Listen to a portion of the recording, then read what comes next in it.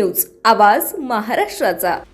माजी मुख्यमंत्री अजित पवार यांच्या विमान अपघातासंदर्भात आमदार रोहित पवार यांनी दुसऱ्यांदा पत्रकार परिषद घेत सादरीकरणातून काही शंका उपस्थित केल्या आणि या पार्श्वभूमीवर रोहित पवार यांना समाज माध्यमांवर सातत्याने ट्रोल केलं जात असून ते या संदर्भात नवनवीन माहिती उघड करत आहेत। या प्रकरणामुळे अजित पवार यांच्या विमान अपघाताशी संबंधित अडचणीत आलेल्या घटकांकडून रोहित पवार यांच्या जीविताला धोका संभवतो अशी भीती व्यक्त केली जाते आहे। त्यामुळे रोहित पवार यांना तातडीनं Z+ सुरक्षा देण्यात यावी अशी मागणी राष्ट्रवादी काँग्रेस शरदचंद्र पवार पक्षाकडून करण्यात आली आहे। या संदर्भात मुख्यमंत्री देवेंद्र फडणवीस यांनी राज्याचे पोलीस महासंचालक सदानंद दाते यांना तातडीनं निर्देश द्यावेत अशीही मागणी पक्षाकडून करण्यात आली आहे।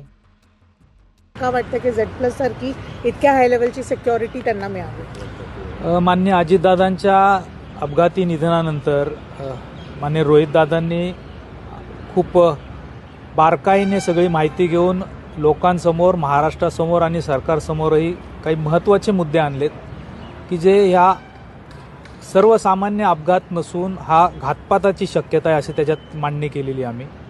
आणि त्यात जी माहिती आहे ती अतिशय सेन्सिटिव्ह आहे, यंत्रणा त्या संदर्भात काम करत नाही आहेत आणि ह्या माहितीमुळं जे काही एलिमेंट्स, जे वेगवेगळे घटक आहेत त्यात खूप वेगळे संस्था, संघटना, व्यक्ती आहेत की ते डिस्टर्ब झालेत अशी आमची माहिती आहे।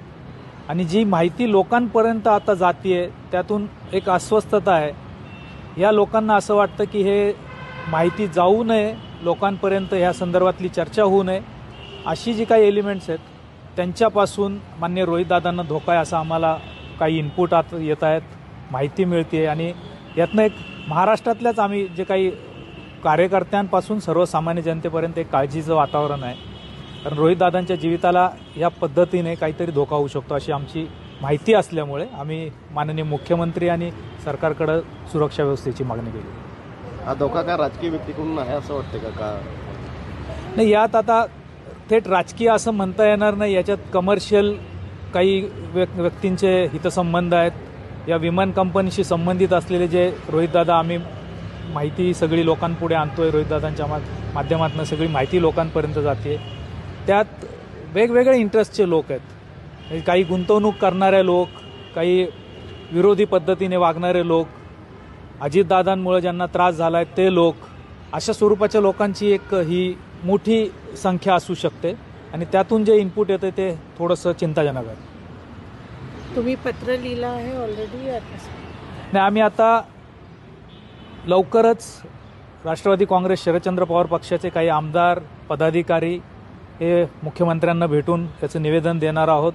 आज काही पत्रकारांनी प्रश्न विचारल्यानंतर रोहितदादांनी त्याच्यावर एक टिप्पणी केलेली आहे, पण ही गेल्या काही दिवसांपासून पहिली पत्रकार परिषद ज्यावेळेस रोहितदादांनी केली तेव्हापासून, त्या दिवसापासूनच आम्हाला जी ही कुणकुण लागली होती, त्यानुसार आता याच्यावर जास्त पद्धतीने चर्चा सुरू झालेली आहे।